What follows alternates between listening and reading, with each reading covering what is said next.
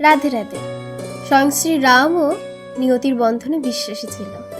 যখন তিনি রাজা হতে চলেছিল, এমনকি তার রাজ্যাভিষেকও হয়ে গেছিল, ঠিক সেই মুহূর্তে তার পিতা রাজা দশরথ এসে তাকে বলল, রাম, তুমি রাজা হবে না, রাজা হবে ভরত, আর তুমি 14 বছরের জন্য বনবাসে যাবে বনবাসী হয়ে।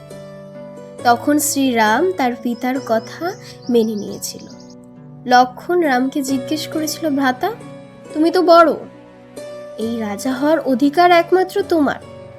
তখন শ্রীরাম লক্ষ্মণকে বলেছিল, হয়তো নিয়তি চায় না আমি রাজা হয়ে রাজ্য সামলাই, হয়তো নিয়তি চায় আমি রাজা হয়ে রাজ্য সামলানোর চেয়েও বড় কোনো কাজ করি।